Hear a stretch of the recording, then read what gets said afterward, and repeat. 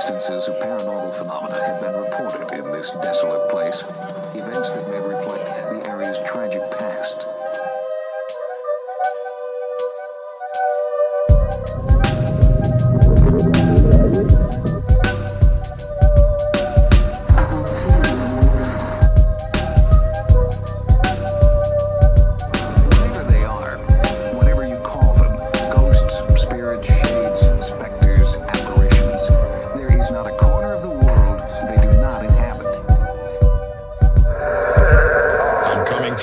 What's going on, guys? Welcome back to Other Dangerous Podcast, where we talk all things paranormal. I'm Ken James, and this is my guest host, Tim Burke. Yo! Hey, man, what's up? I'm living the dream. So here we are, second episode of our hiJaytus, who we have some good news about. Maybe we'll update later. But I'm bringing you tonight my good friend and previous podcast collaborator, Tim fucking Burke. Thanks for having me. Hey, man. I appreciate. Thanks for coming on. It's been a while since we've done something like this. It's been a very long time since we've done something like this, and I'm pretty pumped about it. Me too. Like, how pumped are you though? Like, I'm like a throbbing kind of pumped right now. Like that's the good kind. Yeah. Where like you're like I might pass out. All right. Well, chill out. Okay. Before you pass out, we're gonna get through this. And then I'll go nap. Then you'll go down for the count. Right. I will be bringing you tonight's jump scare.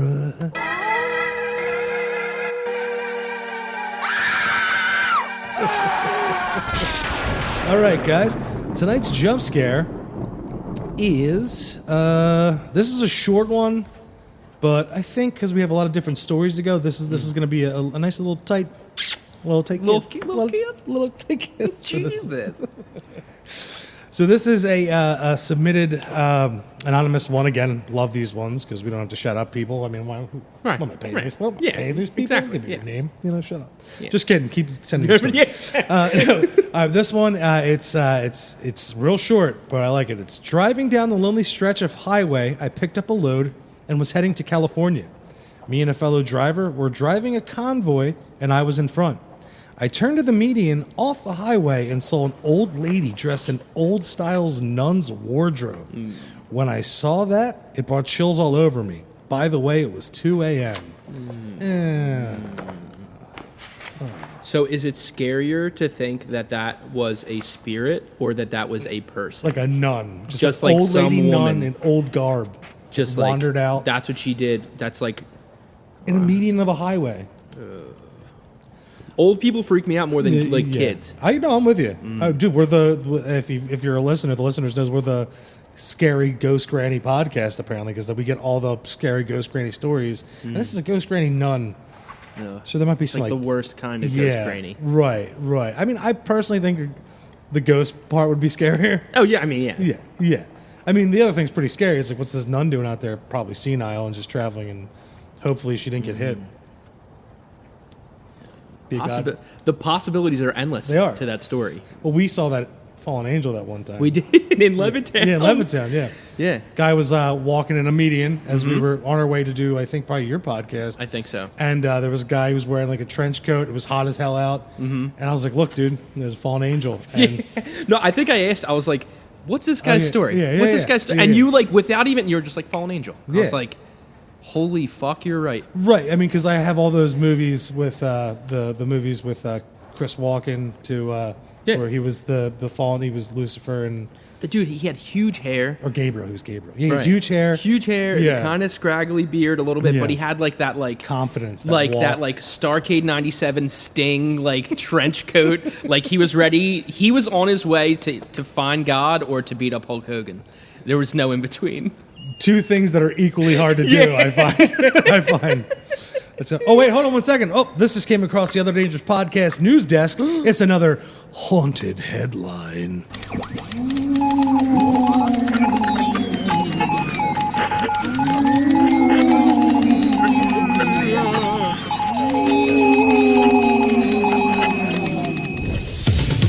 Haunted headlines. All right, guys, this week's haunted headline is dozens of sailors confirm their warship were swarmed by at least 100 otherworldly UFOs as their accounts contradict Navy chief's efforts to dismiss them as drones. All right, first of all, that headline itself, you're like, yo, fuck that chief. He's like, nah. Drones. Nope. Yeah, drones. Obviously. So the story goes, sailors on board a fleet of Navy warships sailing off the Southern California coast in July of 2019 witnessed several of the ships being swarmed by a host of unidentified flying objects. The incident went on for hours and then happened again and again throughout the month, with craft hovering and zipping around near the fleet and flashing multicolored lights. Navy chiefs have tried to explain away the incident, with the deputy director for Navy intelligence saying that he was reasonably confident that the objects were drones. I'm not even going to read anymore. I just picture like everybody's just losing their shit. Like, what do we do? And he just like takes a long drag of a cigarette. And he's like, fucking millennials with their drones. I'm like, we're in the middle of the ocean. This has been happening for months, chief. You know, like 14 people are dead. We've resorted to eating the pets. He's like, every cook on the ship has been proned, and on the other ones has been probed, and we have nothing to eat anymore. And he's like, yeah, drones. Fucking drones. Can you believe that? If you were out in the, because look, we've talked about this stuff. We did like a couple, Ghost to Sea episode. We've talked about these things before. But like, just imagine that, right? You're with a fleet. You're in a warship fleet, and everyone in these ships are like raining back and forth, like, Captain, are you seeing all these multicolored fucking lights around us? And the other guy's like, yeah, it's pretty fucking scary. What do you want to do? Keep sailing? I'm sure there's like one guy that's just like flipping through like a manual of sorts. Like, what's the protocol? I don't know what the protocol is. Like, did you check the other? I already read that fucking book. They're like, all we got is hostiles, and like, there's this big red button here. I think we push it. That's the thing. Like, is this that time? Is this that time? Because there's nothing else in there, and like, I just love the chief's like, no, it's drones. How many? Hundreds, multiple occasions. Who are these kids out there that are like that just coordinated? They're like, today's the day. Yeah. Today's the day, guys. All of us, we've done this. We organized. We're gonna. They do that now. Like they do that. This is 2019. Drone technology wasn't that good. No. This like it's a dedicated bunch though back then. Sure, but they're not. Come on, these guys are. Have you ever flown a drone? Yeah, I sucked. I flew a drone in the Miller's Ale House parking lot in Levittown. Langhorne, yeah, with Ian. Oh, nice. Yeah. And he was a pro, right? He was like... he was far better than me. Yeah. But he wasn't... Him and 100 people weren't coordinating, locking him up. We should hit him up and be like, where were you at?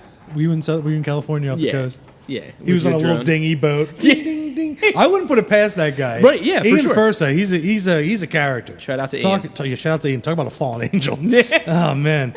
All right, guys. But tonight, we're gonna bring you some stories. It's from... the area I grew up in, it's Bucks County, historical area.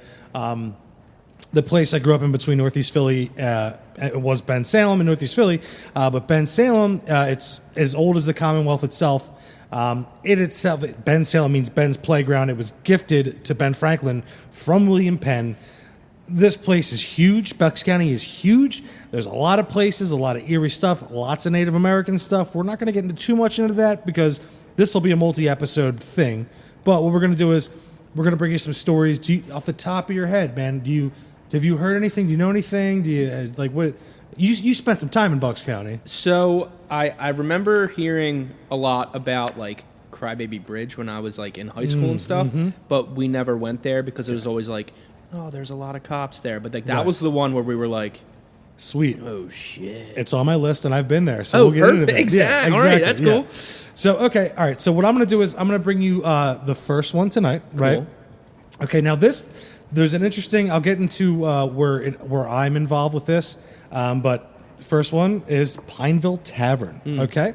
So the history of the Pineville Tavern is, by 1965, the original residence was converted into an inn lodging the busy Philadelphia-New York route, serving stagecoach drivers and hungry locals alike. It became a central meeting place within the community. A landmark with an addition to the property in 1797, the Pineville Hotel was born. In the mid-1800s, when liquor license became mandatory, they were on the original 13 recipients of the distinction within the storied Bucks County, Pennsylvania. Fast forward to the 1950s, when they became a general store to boot. Then, in 1969, the Turner brothers, Hugh, Jack, and Joe, purchased the Pineville. At the time, the bar only seated 9 and offered cold sandwiches. That sounds like a fucking time. Place was lit, fam. Yeah, they were having a blast over there at Pineville. Yo, pass me another cold sandwich, dog. Cold sandwiches. That bar was expanded, and the kitchen was renovated with the addition of a grill, fryer, and pizza oven. Now we're talking. Schaefer, Schlitz, and Schmitz were the tavern's main taps. So some good old-fashioned crap beer. The Abruzzi's family purchased the Pineville Tavern in 1989 and have subsequently flourished the brand with the strategic additions to the property and elevated the menu and an unwavering commitment to excellence. Now, okay, so that being said, storied history, right? Right. Yeah. You have the newest family in 1989 that bought it, the Abruzzi's, I believe is how you would say that. Mm-hmm. And let me tell you, my brother Eric worked there, right? He used to work for this cleaning company, right? Okay. So I would go with him. He would enlist us for help. My other brother worked for them too, so they would go to these different places at night.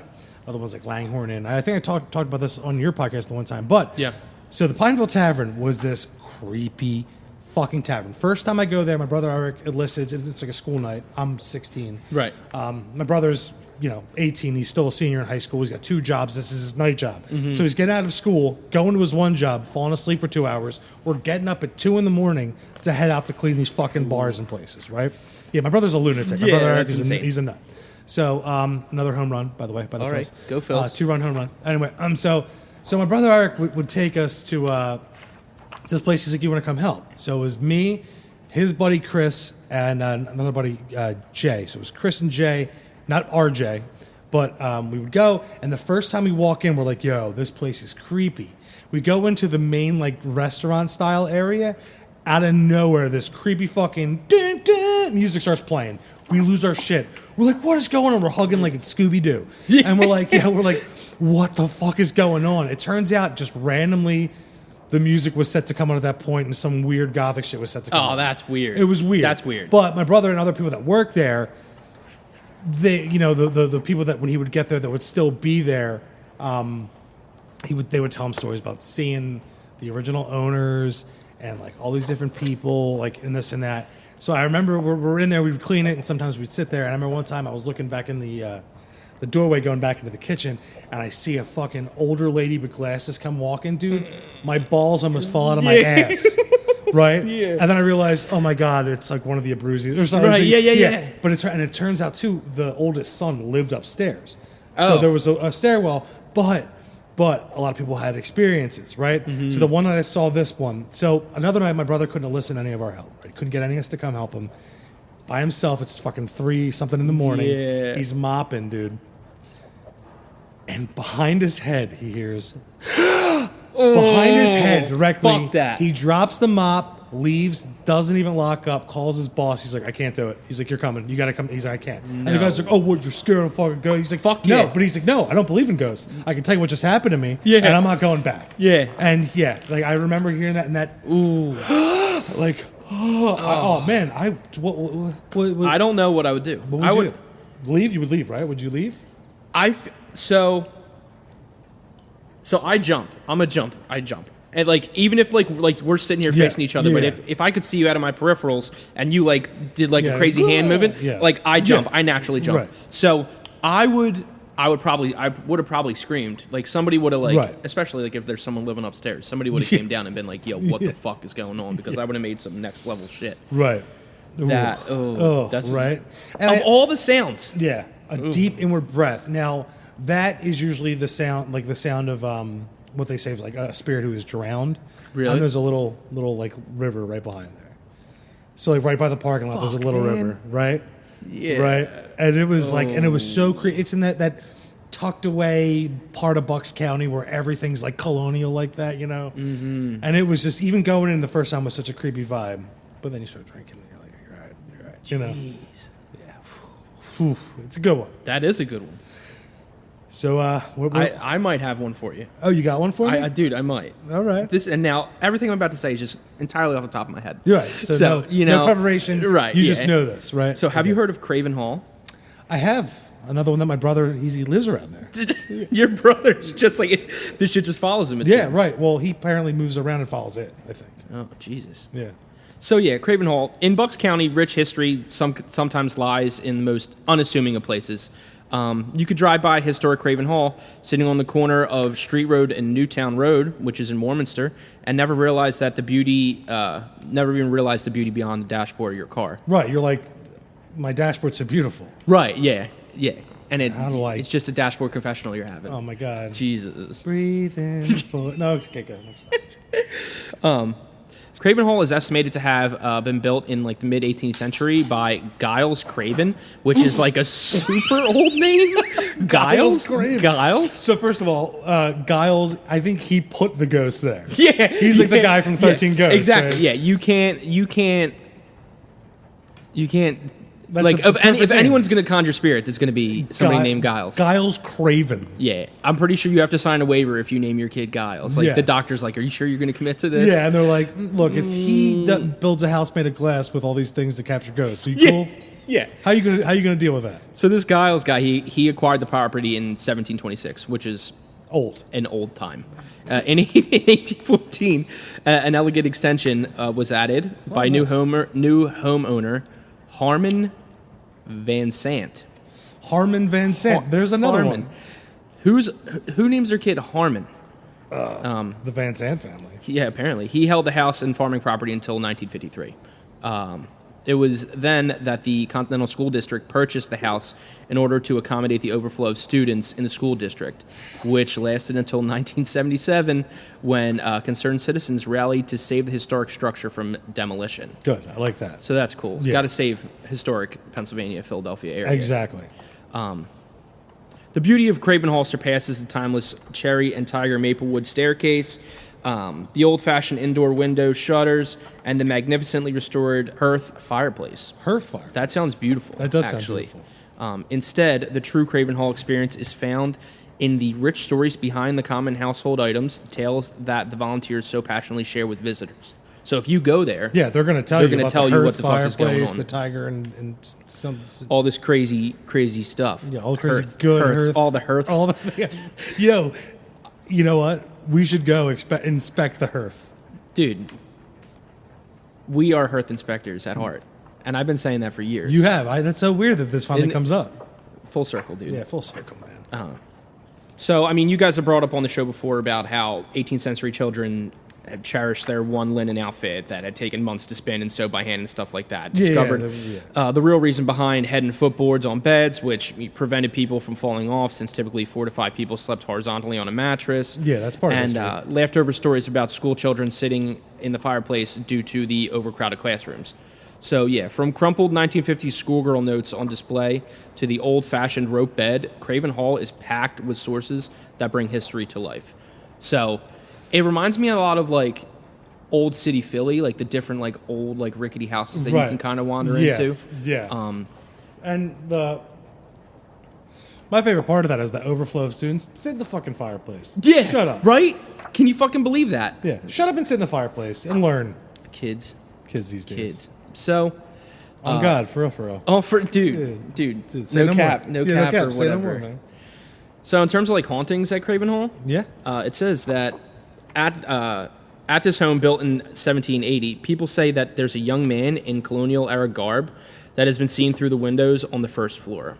So I suppose from the outside you can like see this fucking dude being creeping it up. Yeah. He's being said to bang on windows late at night, which is very rude, as if he's trying to escape. Apparently, ghosts don't know how to use doors. Or windows because they're banging on them. That's not how windows work, dude. Open it. Yeah, as legend goes, this is the spirit of a Revolutionary War era soldier who was buried on the grounds. Don't you feel silly now for making fun of him? I do, yeah. He fought for our country. Yeah. Which is crazy because 4th of July is coming up. Oh, wow. Full circle. Circle of life. Did you go Lion King? Yeah. All right. Circle. That's from the song. Nothing reminds me more of colonial Philadelphia than the Lion King. Yeah, right, yeah. Sorry, I digress. I get it. So That's Craven Hall. So Craven. So every time I hear you see a young man in colonial garb, you're like, okay, yeah, believe it. Yeah. Right. Yeah. Like, It's that's a very specific thing, especially like I don't know. I'm sure that people in like New England, like that area, like Massachusetts, like they are, still like, wear colonial garb. right. No, but I mean like in the spooky sense. Yeah. It's like I feel like if you like brought that up to like somebody, you know, like Midwest or whatever, like Yeah. it wouldn't have so much of an impact. Yeah, in where, Midwest, it's like a guy in like a raggedy old flannel and a hat. right. Right, Yeah. but like you hear colonial garb around here, New England, like you were saying, these parts. Right. It's like It's colonial just garb. yeah. Oh, stop. Yes, please. It's my home. I'm always looking out my window for a colonial garb wearing kids. Can you imagine like a ghost just walked by us right now and we're like, Yeah. when did you die in the 90s? Yeah. Get out of here, nerd. Yeah. Oh yeah, Eddie Vedder, we get it. He's still alive. Yeah. Tell us about Pearl Jam. Eddie Vedder.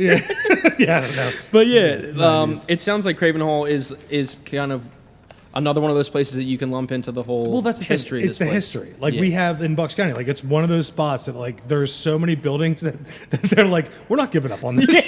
You know what I mean? Like we're littered. Like and even in Philly, even in our like in this whole area, there's so many places that like, yeah, it's gonna fall down. Yeah. So It is still incredible to me that they knocked down Byberry. Like I thought that they would just kind of dude, like it's crazy to me that they were like, no. Yeah. Let's build houses here. yeah, not only that, they're like retirement community. Yeah, like some dude did a line of coke in a board meeting and Yeah, was it's like, I got it. Yeah. He's like, yeah. He goes, one, he's like, okay, we leave the one things to big field, right? Then we put a retirement community like over 50 housing, right? Like All 50 feet right. over. Oh. And then he's like, and then on the other side of the street where the other buildings are, big rip here. He's like, rehab. And everyone's just like, it's just a silent, just board, and then you just, Yeah. Yep. And everyone's like, oh my God. wow. Phil, you did it again. Yeah. City planner Phil. He's the owner's kid. Yeah. We just let him hang out here. His last name is Philadelphia. So. It's old Jimmy Philadelphia, the cokehead who wants to build retirement homes on shit. So that was Craven Hall and Byberry. That's exactly how it went down. Yeah, fact. ODB Yeah, canon. done. All right, so this next one. Have you ever heard of the Devil's Half Acre? No, I have not. This one was brought to me when I turned 17, 18. My one brother's ex-girlfriend, not the other brother, not the brother that had the experiences, another brother. She knew of this place, and I remember telling my buddy Murdoch about it. But I'll get into that. But the Devil's Half Acre. Okay. Heading north from New Hope and Lumberville on Route 32, which tracks the Delaware River, the Devil's Half Acre is on the right-hand side between the river and the Pennsylvania Canal. It is just south of Dark Hollow Road and Ringing Rock Park, a mile south of Old Ferry Road from Point Pleasant, Pennsylvania. So, first, there are a lot of crazy names. Also, Point Pleasant, Yep. shouting out to, Mothman over there. But anyway, Yep. so the sole building that exists on the Devil's Half Acre is a tavern that was built in 1800 when the Pennsylvania Canal was being dug. It is mentioned that the reports of the Delaware Division Canal superintendents from 1828 to 1832, there is a tradition that during and before building the canal, an old stone dwelling was occupied by two families. Whiskey was sold without license, and the place became a scene of drunken revelry and thus obtained its name. In 1845, the place came into possession of Stephen Durand, who was not of the Duran, who was a different type from the former occupants, and still later was the home of a former member of the legislature. Durand improved the buildings and made an attractive flower garden. He was pious, industrious, and honest, and a friend of the wayfarer. Soon after the assassination of Joseph Smith, the Mormon prophet, two traveling Mormon preachers, greatly fatigued, were entertained for several days by Durand until they were able to resume their journey. Much later, after Durand's death, Mrs. Charles Earle had again made it an attractive home. A newspaper correspondent some years suggested the name High Rock Villa for the place, but nobody ever used it. Now, here are some of the hauntings behind it. According to the legend, the only building along the stretch was a tavern built and run illegally in the 1800s when the Pennsylvania Canal was being dug. As the story goes, canal workers would drink there and more than often died in drunken brawls. Fearing trouble with the law, the tavern's owner would bury the bodies in shallow graves behind the tavern, and the restless spirits of those workers reportedly haunt the area to this day. Wow. So, and also, it's just a bunch of wasted ghosts. yeah, from like the 1800s where they're building the canal, and they're like, oh, they died and they buried it. But then the local lore took it because it was still this place. They would take it like, oh, it was this biker tavern. Yeah. And there'd be bar fights, and they would be killed, and like that how it kind of how it evolved. But it started back in these old times, and that's the legend behind it, dude. So, is it safe to say that, you know, back in the day, you know, they established that like this ground was like this place where you just fought people, right? And that it's just adapted, like you go there and like people just get in fights because of what was set back then. You think? Basically, it's because there was two properties, right? And then eventually it just became one, and it was the only places that would sell whiskey in the area because it's a half acre. You're not going to go anywhere else, and you're working on this canal. Yeah. This is the only place you'd go to have some fun. Yeah. And these are fucking Construction dudes. Yeah, digging canals back in the fucking back in those days. Yep. And they're just getting into it. One guy stabbing one guy, maybe a old time bar clearer, bouncers killing people. Like, what are we gonna do with this guy? Just bury him in the back in the dump. And I remember hearing that story, and I heard it told to me about the biker bar. But then, like, going back and looking, and say, okay, well, obviously that's inspired by the actual history of the place, right? And who's to say it wasn't? I'm sure it carried on its legacy of being a place you get whiskey in this half acre. Yeah. But like, Jesus God, like. There's got to be bodies. Like, that's documented. I wonder if anybody's ever like dug up everything. You know what I mean? You know how like they do that. I mean, it's more so like on like television and stuff like that. Right. And I feel like you would, if that happened locally, especially with the research that you did for the story, you probably would have seen it. Yeah. Well, I don't think anyone's done that because it's all story, but also because probably, especially now, the value of the land is probably so much. It's like, don't disturb that. Yeah. And it's from, so long ago that it's like, why don't we not? Anyone that owns the land is like, don't go digging on my land. Because there's one, no victims because there's no police reports made. Right. There's no, probable cause to go check it. Yeah. So it's just all these unmarked graves back there dumped on each other that have no just end to their lives. Yeah. And that's why it's so fucking cool. And I remember when I heard this story, my brother's ex-girlfriend told it, and we were all like, wait, what? Because we thought we knew all of the places, right? Yeah. Because this is what we did. Yeah. And then I remember I was telling my buddy Murdoch about it, and him and his ex-girlfriend, they were like, on just one night, he was like, we're gonna go looking around at places, we're gonna go do all this kind of stuff. And he was like, does she remember where it is and how to get there? And we told him, and I think they went, but it was late night, it was like 2, and we were like, hey man, have fun. But that's one of my bucket list places I gotta go in this area. I'll go with you. Let's go. That'd be sweet. Let's call it a work and go right now. No, let's not do that. Yeah. We got an episode to finish. Yeah. No, But that's Devil's Half That's a Acre, good bro. one. That's like interesting. That's like Right. kind of quirky. Right. You know what I mean? Absolutely. Because it has that almost Wild West vibe of like lawlessness Yeah. in the Just area. like rugged, fucking crazy dudes. Just like dudes going at it. Wait. Dudes fighting. Wait. Dudes. Just dudes, dying man. and getting buried. Just burying dudes. Dudes buried. A lot of them. A lot. I wonder how much is a lot. For the time back then, you know what I'm going to say a lot is for the time? If we don't add the biker aspect into it. Yeah, yeah. If we just go back then, I'm going to say 37. 37. I was thinking like 12. It's a little conservative. Let's meet in the middle, say 20. Yeah. Okay. Cool? Still, That's a lot. that's insane. That's a lot of dudes. Now, Ken, what do you know about school? School. Well, you're wrong. I'll tell you that. No. So have you heard of the George School? Another place my brother Eric worked. Oh my God. Jesus Right. Christ. I know. Dude, the George School, it was this prestigious high school. It's located in Newtown. It has a pretty high reputation of being haunted.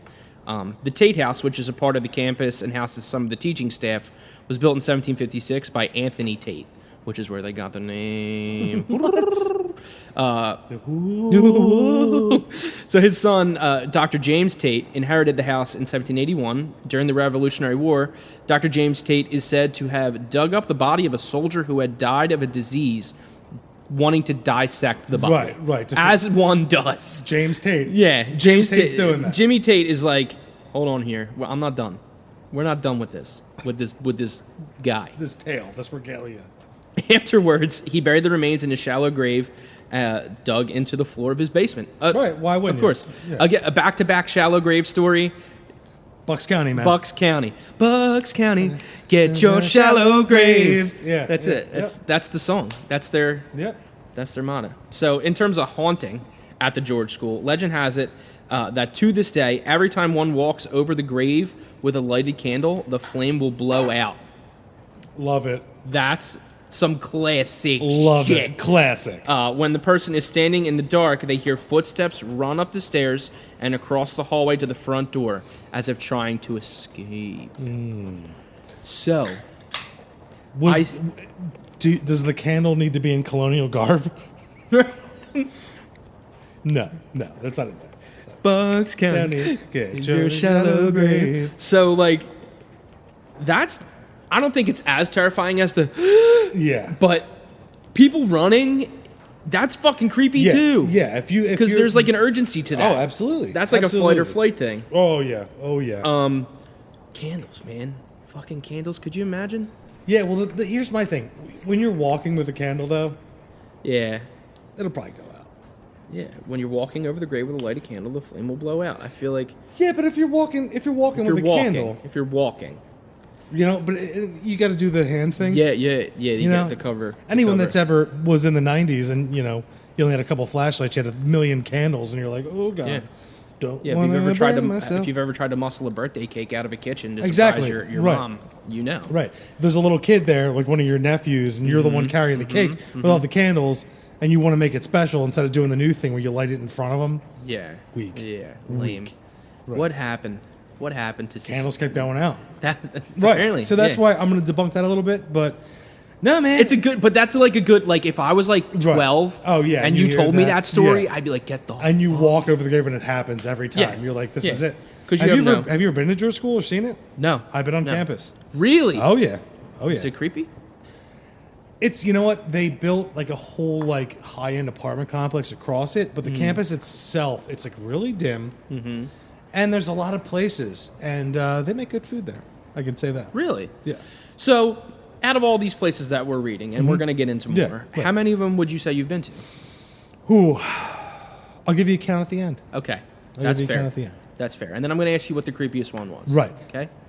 Right, yeah. When we're all done, I'll go over, you know, what was the scariest. Because I even have more, and I don't know when the hiJaytus is over, if we want to get back into Yeah. the hiJaytus. Right, I Which know. is Jay's hiatus. I get it. I know. I just want to make sure that the audience does. You fucks. But like you said in the beginning, Crybaby Bridge, which Yeah. I have been to. Sweet. So, Crybaby Bridge, baby, also known as the Van Zant Cover Bridge. Which I didn't know. I didn't know it had like an actual Yeah, name. it does. And I remember in like the earlier days of the internet, because I heard about it from everyone, I looked it up and I found pictures and I was like, oh. Yeah. And my mom liked to go to New Hope a lot, and it's around that area. Right.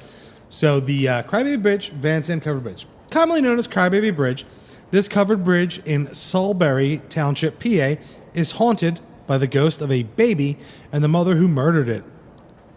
Love to hear it. No, I'm just Always. no. Or so the legend says. Right. Apparently, a young unwed woman gave birth and was abandoned by her boyfriend. She ran to the bridge at nighttime and threw her newborn over the edge. It's a short drop, and the baby cried a bit before dying. The mother then hung herself in the middle of the bridge. Another version of the legend says it was the boyfriend who murdered the child and then the mother, hanging her to make it look like a suicide. People driving over the bridge at night have claimed to hear a baby crying, and many visitors, night or day, have seen the apparition of a figure hanging from the bridge's rafters. Some people have reported the sound of feet scraping on the roof of their cars. Not much is known about the legend's origins, And many of these type of legends are attached to covered bridges across America. I'll get into that. But nothing can dispute the multiple eyewitness accounts that have been reported about Van Zandt Covered Bridge since at least the 1800s. Well, nothing except the red fox population in the area. The Soulsbury area, especially the bridge, is home to many families of red foxes. The cry of the red fox sounds very familiar to a crying baby. Ooh. So familiar, in fact, that it's an easy mistake to make. But, yeah, so they're like, all right, I've been to Crybaby Bridge, right? I went, my mom's ex-boyfriend, this dude, Joe Masters, he was just one of those people like, I don't care if cops are there. He was this big ex-military guy. We would go, and like we literally fucking parked next to the bridge. We were there for 2 hours all around it. Now, also, like it even said, there's a lot of covered bridge across America that have the same story and the same name. Really? Yeah. Interesting. Crybaby Bridge is an American phenomenon. Like it's all over, and all of them pretty much have that same story. That's they all crazy. Have that. So it's a verbal tradition, and it goes around. And there's another story attached to that, which they didn't go into, which is there's this pickup truck that'll chase people away. Some say it's spectral. I might have heard that. Yeah. Some people say it might be spectral. Others say it's a crazy man protecting the bridge. But in reality, it's probably a security guard. Right, yeah. Like being like, you guys can't be parked here. It's a bridge. It's a bridge. So, yeah, we went there. And all right, now, some of the biggest lures and what they say you do is, right? I was put your car in neutral, and then you put baby powder all over, right? Right. A lot of people don't realize that they didn't wipe their trunk clean. So all the oil's on their hand from every time they've closed their trunk or touched their car. They put the baby powder on. A couple minutes later, it seeps into the oil. Yeah. And it looks like hands. Right. Right. Okay. I mean, I heard that when I was in high school. Sure. It's like. Sure. Yeah, you're like, really? Yeah. But in reality, it's like. And like, the cool thing about that story is when it was brought to like my attention is like when like one of your friends knows how to drive, not everybody. Yeah. So like the road is just new. Yeah. And the trek there, you're like, wait, where are we going? But it's like. It's fucking like there's a giant right there. Like, you know what I mean? But you're like, what? Yeah. What is? No one's ever been here. The giant's 700 feet away. You know. Yeah. To be fair, this bridge is actually it's in a little desolate place because it's like in between, New Hope and like Newtown, that kind of area. So like. Yeah, and a lot of places out there, dude. Like Newtown is like all the farms, New Hope, the cemeteries, the open place. Like. It's weird. It has that air of like, right. So like when you're out there, like we used to go driving all the time in my brother's car, like, you know, because he was the driver. He was the new driver. Yeah. So we'd pack, like me and my younger friends in, you know, we're like listening to rap albums. We're out in Newtown. We're like getting crazy. Like, this is the greatest time of our lives. And they'd be like, yo, you want to go Crybaby Bridge? Yo, did you hear about the bridge? Yeah, and we're all like, wait. No, we thought we were just listening to rap music. You know, like, we didn't think we were going, you know, and like, it's like, oh, we're going to go, you know, like, yeah, so like the mystique of it all, it literally comes from like teenagers. Another thing that you had brought up that I can 1,000% attest to is the crying of foxes. Right. So we have a small plot of woods across the street from my parents' house. It is, you can walk clean through it. Right. It's not a lot. Yeah. When you're in there, it's like, it's heavy because they don't clean it or anything. Right. But we have deer in there, we have foxes in there. And when the foxes like first made that like their home, we weren't aware of like it's basically a mating call. Right. So we would be like walking home at night, like walking around these woods, and it 1,000 like even if I like played it right now, it would still give me chills because of the sound. The first time it sounds like an old woman. It sounds like an old woman screaming. Oh.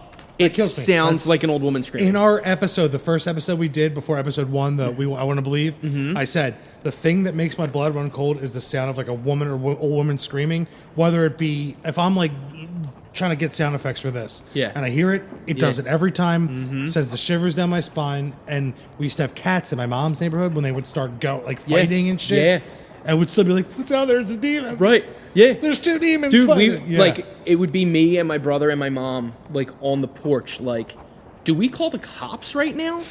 Like it sounds that guttural, like, terrifying. And then, and then, like, 2 days later, you hear the same noise and you're like, okay, it's an animal. Yeah. But, like, the first time it hits you. And even now, like, we know what it is. Like, because it's been months since you heard it. Jarring. You're like, fuck, Yeah. man, shut up, shut the fuck Yeah. up. Would you think fuck already and just leave me alone? Oh my god. You're like, do I have to bring an old woman out there and kill it? Dude, it Kill is it. Kill it. Jesus. Sorry, it is a man. horrible Yeah, sound. but I want to say this, like we're doing this. I kind of want to put Crybaby Bridge to bed because like it is a nationwide phenomenon, Yeah. and it goes into our lore. You know what I Yeah. mean? As like there's these places, especially if you live out in those kind of like the rural-ish areas. Yeah. They're not like it's not like Montana. It's not like Right. the South. But it's farmland. There's rolling hills. There's foliage. There's all these different things, and like us being like in like you're saying, there's giants everywhere. There's a million wild ones around us. When we step out, and you're like Just a little bit. yeah, and we're like wait, What the it's all farm and trees. Yeah. And there's like neighborhoods tucked back there, but it's all farm. And What there's do you this mean covered there's no bridge. cops out here? Yeah, right. Like, yeah. And then a pickup truck shows up. You're like, it's a demon truck. Yeah, When Yep. in reality, it's just some guy like, stop fucking like people live just here. leave me When alone. in reality, that bridge goes into like a nice gated community. Yeah. So it's like these are people with a lot of money that have been living there a long time, and little jerk offs like me and my mom's ex boyfriend. Yeah. Or like he's like out there like, speak demon, like. Yeah. There's the damn kids with the baby powder again. Right. And like there's this, the guy in his Mercedes is driving across the bridge. He's like, gee, another. I just got washed, Yeah. kicking up baby powder again. Yeah. On my fresh fucking Ferrari. Like, Honestly, dude, out of all of these, this was the one that I was like, I'm excited. But like, leave it to me to do it to you again. It's just a thing. It's just leave it to me to do it to you again. It's all good. But Like we've it's said, fun. like we said in a couple things, Tim, when we started hanging out heavily, he's like hanging out with you. I thought I would see way more ghost videos and hear way more like real ghost stuff. I unless a video is like really fucking good, I don't even send it to you. I'm like unless there is like like if I can't wrap my head around it, Right. that's when I'll send it to you. Because like I'll sit up and like the cucumbers will fall off my eyes and I'll look at my phone yeah. and I'm like, God damn it! You're gonna make me do this again. I love that I'm like having like a mud mask and It's like that's what I do. Yeah. Britt, Tim Yeah. keeps texting Yeah. me. Can you answer it? She's like, it's about ghosts again, darling. And I'm Yeah, like, darling. Jesus. Yo, that's exactly how she sounds. yeah, Brit sounds like From that. Tacoon? Yeah, not Australian at all. but- Right. So okay, you have our next So- one, the honor of our next one. So the next one is Penryn Mansion, which is literally up the street from where we are right now. Yep. It was originally built in 1744. The Penryn estate has been home to some of the area's most prestigious families, which is pretty cool. In 1790, the Bickley family expanded the home to include a front foyer and a third floor. The Bickley family resided on the 100-acre estate throughout the 1880s, which is pretty cool. When the Wharton family took over the property, they did that in 1893. Lucy Wharton Drexel added a library, gallery, servants' quarters to the estate. She's like the Pimp My Ride of old houses up the street. So, To 100-acre. She's like, yo, dog, Yeah. we got a fish tank in the living you room, hear- dog. the laugh. Yeah. Exhibit. Nothing scarier in this episode than Exhibit. Or his fame for Yeah, a while yeah, there. well, yeah. How did he take over? So Drexel's children lived in the mansion through 1948 when it became the Penryn School, another school. So Yeah. the historic property was home to the school for 40 years. In 1988, the property was purchased by a land developer who soon after declared bankruptcy. So that guy just knocked it out of the park. The mansion then went up for auction 4 times before Haas purchased it with the intention of renovating it for a banquet and wedding space. Today, about 200 weddings are held each year at Penryn and Belvoir. I don't know how to pronounce that, which is funny because I've been there 1,000 times. Yeah, same. Plus, there are dozens of private parties and events. Both venues accommodate outdoor wedding ceremonies with views of the Delaware River. It's directly on the Delaware It's River. beautiful. It's a beautiful place. It's awesome. Yeah, it's awesome. So, in terms of hauntings, a 250-year-old Victorian mansion, the Penryn is enshrouded in ghostly mythos and stories and legends and stuff like that. The house was once owned by a British supporting family whom had become reclusive after the Revolutionary War, obviously. Yeah, they were just like, this is too much. Let's just become right. reclusive. The son of the family, Robert, was said to have fallen in love with a woman who opposed British rule, though. Star-crossed lovers. This infuriated his father, who promptly forbade them from seeing each other. Parents just don't understand. As legend has it, an emotionally distraught Robert then waded out into the river where he drowned. Waded out into the river. Wedded. No, but I'm just saying that right there alone. Robert wedded. It's funny. It is. But also it's scary to think of a guy that's like... He was so sad. He was like, let me just stand... on your property. I'm going to walk out until I die. No one saw him? No one saw him? Yeah.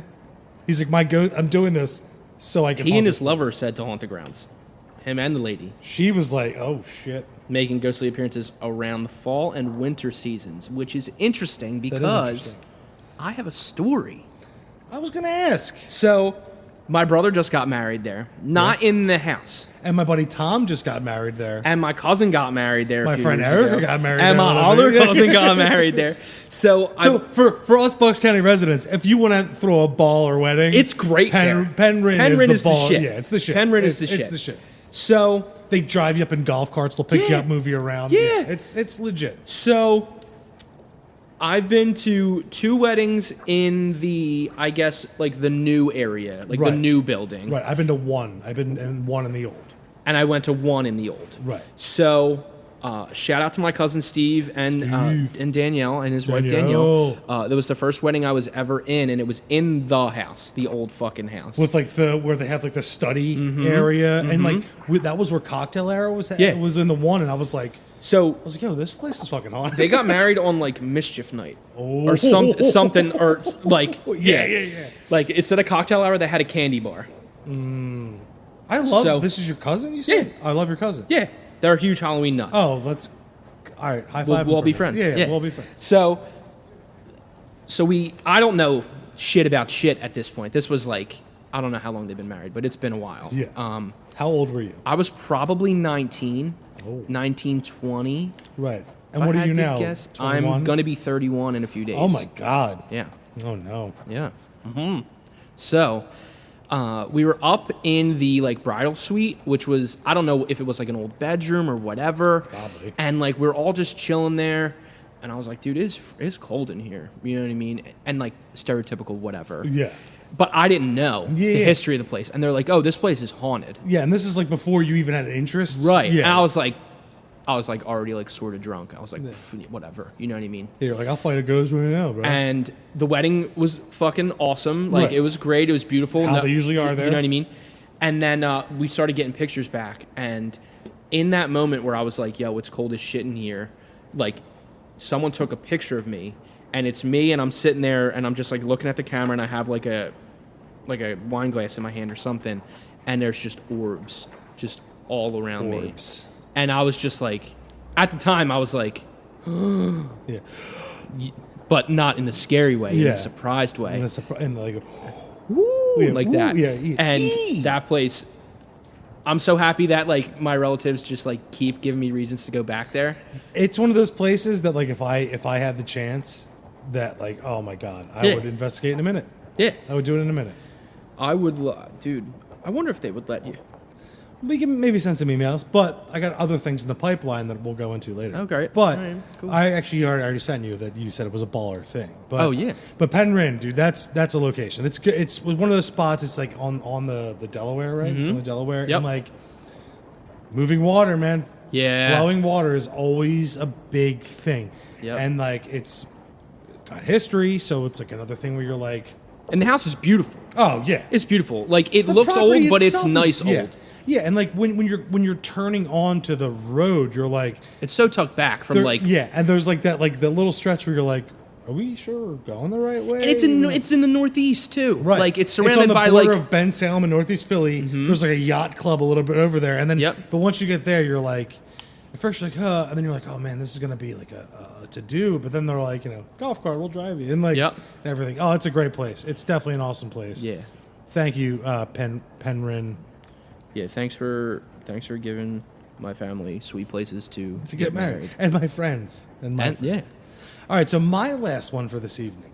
So this is one that a lot of people don't know about. They know the road, and for my entire life of going down Route 1 or Bristol Pike, heading towards Croydon, I would always see it. Always see it, and I'd be like, that's just a cool fucking street name, even as a kid, because my mom got me into it when I was a tyke. I was a baby. But I would always see it, and it's Haunted Lane in Bensalem, PA. Are you familiar with Haunted Lane? No. I didn't know that there was any real history to it until my mom, I think last year, we were at some event, and she's like, you should do Haunted Lane. And I was like, yeah, it's a cool street name. She goes, no. She goes, no. You stupid boy. Yeah, she's like, I brought you into not just this world, but the paranormal world. Yeah. She's like, and I will end it all for you if you don't fucking... So I'm like, okay. So like, I was thinking about this episode, right? And I was like, I want to talk about I've lived right by it my entire childhood, or like my mom has lived there. Always had people live there. Even when I lived in, Northeast, I lived in, the house, the apartment, moved back and forth, like it's always been there, and I never really explored it.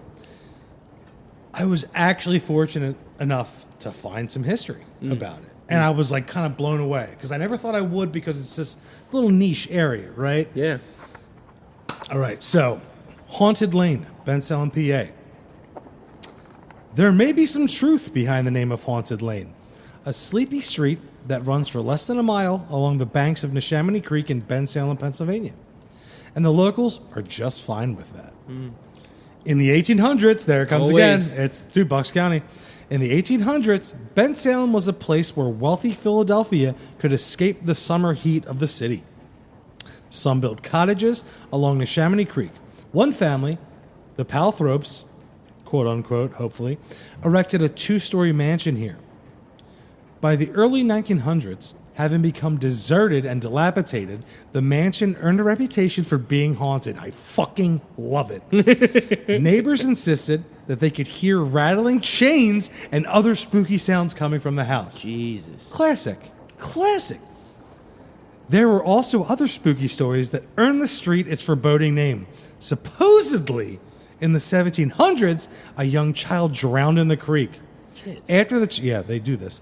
After the child's distraught mother passed away, the townsfolk claimed they could glimpse her ghostly apparition searching for a lost child along the waterway. Boom, another one. Boom, tropes. I love them. Of course, with tales like these, it's no wonder the road beside the creek became known as Haunted Lane. The name stuck until the 1950s, when local town officials agreed on a more inviting moniker and renamed the street Totem Road. Brah. By this time... Nerds. Nerds. No, it's Totem Road We're the local town officials. Let's fucking ruin everything. Get over yourself. Yeah, get over yourself, you stupid town officials. By this time, though, the more ominous name had endeared itself to Bensalem locals, especially those who lived on the street and probably got a kick out of telling people where they lived. It took several decades, but in 1976, the town was finally convinced to change the street's name back to Haunted Lane. Boom. Love it. They were like, yo, Give what the power fuck to you people. doing? Yeah, power to the people. Fuck right. yeah. So then, dude, I just love that. They were like, That's yeah, awesome. dude, this is fucking Haunted Lane. Yeah. Like, we have this whole story. Yeah, stop. It's like a Fox Family movie, Fucking good goals, good bad. That's exactly Found it. what movies are like, the way you just spoke. Right. Yeah, Every movie ever is but like they that. do good. They do that. They mess up. Yep. Today, there's nothing particularly scary about the houses on Haunted Lane, although it's not difficult to imagine the neighborhood trick-or-treaters might consider it an ultimate destination on Halloween. That has to be like the end of the night fucking Right, we're going spot. to Haunted Lane. We're going to Haunted Lane. More importantly, though, Haunted Lane represents a small slice of town lore the locals didn't want to let go. And that's it for me. Like, That's great. That's it for me. That's It's my dream, dude. Yeah. That's what I live for. Like the people that go, no. This is a fucking great story, and it involves the history, and we get to tell the tales, to spin the yarn. and the history was built by the people that have just lived there. Yeah. Have just kept it going. Why do we want to let this go? Oh, because you want more friendly. Oh, you want to be friendly? Oh, you want friendly times? Is this the friendly times? Yeah. Oh, friendly times road. We call friendly times road. Nah, it's fucking Haunted Lane, motherfucker. It was Haunted Lane. It's always gonna be Haunted Lane. That's a fucking banger. That's a good one. That's just like hug your heart kind of story. Right, exactly. It's like, like the movies like Hocus Pocus, they wish they had that. That's like watching a kid play catch with your favorite baseball player in the outfield kind of. Right, like when I was tearing up earlier talking about it. Yeah. Yeah. But there's ghosts there. That's like the end of a movie starring Bradley Cooper and Lady Gaga. That's just... Man. No, that's Tell me something, boy. Anyway. Tim. great. Before I melt into a puddle of tears. I got Ghost one. tears. You got one more I got for us? one more for you. And I thought this was interesting. It's... have you ever heard of Midnight Mary? I've heard it from a lot of places. Yeah. God. It's the Lady of the Lake, which is another, like... Trope. It's one of those things. Like the hitchhiker or the hitchhiking. Yeah. So it's Bordentown Road, and the story is really just this side of the New Jersey border near the Tullytown Lake, and passersby have, for decades, reported seeing the image of a young woman. She's frequently described as wearing a That's pink... hot as shit. Yeah, No, she's fucking stacked, bro. No, she's wearing a pink dress. Grow up. Yeah, I'm sorry. And she's sometimes seen dancing. There's even been those who, according to legends, have picked her up hitchhiking. Tropes. Midnight Mary has been associated with Gertrude Spring, who was a young woman who died in 1935 and is buried nearby, which is at St. James Episcopal Church. Though no one seems to really know how she died or anything like that. Right. But it's still, they have a person that they equate it to. Right. Which, stacking on the layers of legend. Exactly. That's what that is. Yep. There's also a legend that Mary crashed into the lake with her prom date and drowned. Fucking Trope, classic trope. prom. Prom trope. They didn't get to the after They party. made an episode of Are You Afraid of the Dark after that. Yep. And they drowned, and there's no documented story to back And any they of that up. drowned, yeah. So in Bucks County they had one of those, right? It's a Crybaby Bridge, right? Mm-hmm. And that's I love that's like kind of the ending of this, right? Mm-hmm. So we have all these different stories in this area that are 1800s, 1700s, this and that. Yeah. Right. It's an old area, and most of this was Native American territory. Mm-hmm. So you have all this stuff. And it's like there are places around the country that also have some of these tropes. Yeah. They're all very similar, but these are kind of the stories. And I love Bucks County for this, that we're like kind of that apple pie heart of America kind of area. Yep. And it's one of the reasons I don't want to leave. I want to kind of like find an old farmhouse to live on. Like, right. Because my mom's stories when we were kids was in Bucks County, and I think it was Bucks. It was close, but it was an old farmhouse. All this shit would happen. Right. And like I don't know. What's your take on that? I don't know. It's really cool to me that like on both sides of where we're at, like we got the city shit, and we got the like quote unquote like farmland rural stuff. Like I think that's the one thing, a lot of these tropes, like you said, can be seen throughout the country through different legends and folklore or whatever. But I think that we're very lucky and we're very unique in the fact that you can go into Center City and you can go to Old Town and you can hear ghost stories. Right. Or you can go into some woods on some bridge in Bucks County and hear it. You know what I mean? Right. We're not just like, I feel like we would, if we were in like a more singular area, we'd kind of get more of the same stories, kind of more stereotypical. So like we kind of have that I guess spooky blessing of like you're saying, like both are ominous. Both have their ominous, because there's so much history embroiled in Philadelphia. Mm-hmm. Like you go to Washington Square, you go to all these different places. There's like the Bishop White House. There's St. Peter, like there's all these different places. But then literally and I'm just piggybacking off what you're saying, that flip side of like, oh, you don't want to put tall buildings around? Well, guess what? It's connected to this whole other area where, guess what? Ain't going to be tall buildings. There's going to be some woods. Yeah. And these places that are made of brick, and they all might fall. Yeah. But we're trying to keep them up. Yeah. And it's not like that, like, superficial woodsy shit. Mm-hmm. It's like, it's real. It's got history. It's got heart to it. And you just said the thing, the history. Because, like, there's other parts where these tropes exist in other parts of the country where literally they don't have the history, but they have the story. Yeah. Bucks County has the history. Yeah. And Bucks County has so we just scratched the surface. We did 4-on-4. We talked about them. Like I didn't even get into my mom's neighborhood, which I'm going to do with my mom's episode that we're going to do when the hiJaytus is over. Right. But like, dude, yeah, like we have on this side, we have the history, and like they have the names to back it up and all this stuff. And I've said in previous episodes, forgive me for spieling here, but like. I almost hate it all the time when it's like, that's the ghost of this person. You know what I mean? Yeah. I like that the Bucks County ones are kind of like, we don't exactly know. We know all these people were involved in the lineage. Yeah.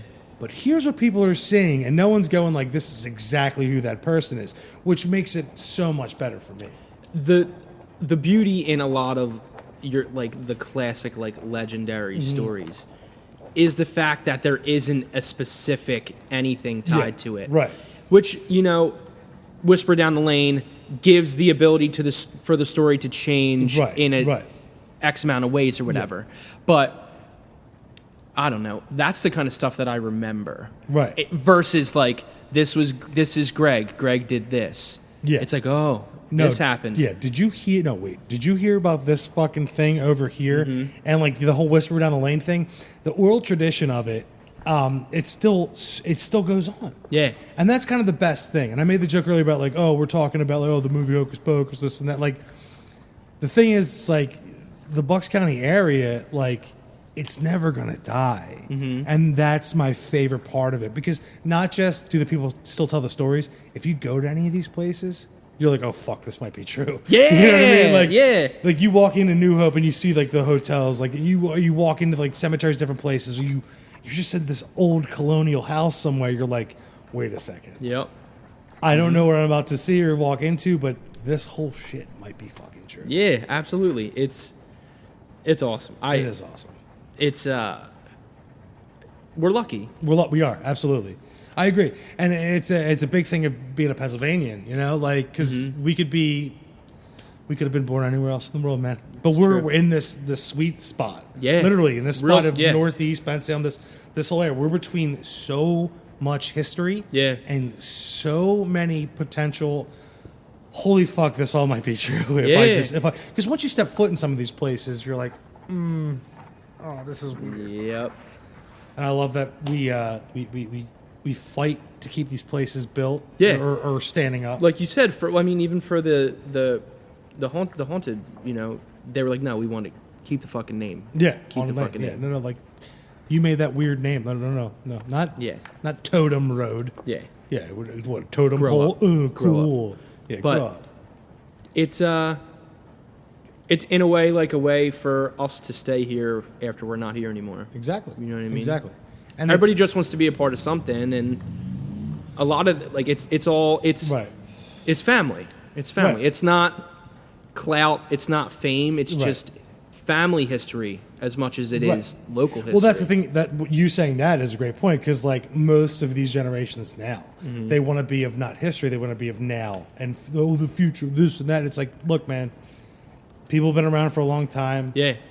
And like with these like kind of colonial or historical kind of hauntings, it's like I want my kids or my grandkids to tell the story of like, you know what Grandpop saw? Or like, you know what I mean? Yeah. That's kind of the coolest shit. Like, even though it's like, you know what Grandpop did when you fought these guys, like that's one thing. But no, it's like, it's Chris. Even we went to this fucking bridge when we were kids. Yeah. Like, and it's even Christmas. All the kids are around. Like, we got the whole family here. It's after hours. And like, let me tell you some cool. Dude, I'm still to this day, and like, anytime like I spend time with my grandmother and like my grandfather before he passed, it was always like, yo, tell that one story. Right. Tell that one story. Right. And like, could have heard it a million times, and like that's the shit that is more important to me versus like, even like, oh, can you read this book to me? Yeah. You know what I mean? It's like, oh, this happened here. This happened right over there. Like I want to see you tell it. Like I want to see your feeling as you tell it.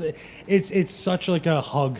Yeah. It's such just like just a hug of emotion and feeling, and it's honestly for me it's always been like I love hearing stories about family or friends and stuff like that. This is cool shit that happened, but like there's something about paranormal stuff and like historical paranormal stuff that like I don't know why it's different. Yeah. I think Absolutely. of fall leaves. I think of, you know what I mean? Like, I just, Yeah. it brings such this, like, warmth to me that I'm like, please, God, never let this die. Yeah. Never let this die. Yep. And I guess, my question would be, do you have, like, a closing statement, maybe? A closing statement. I mean, if anything, I would just, keep preserving history. Right. Like, whether it's through a podcast or even like what we were just talking about, grassroots, Right. just telling stories, Right.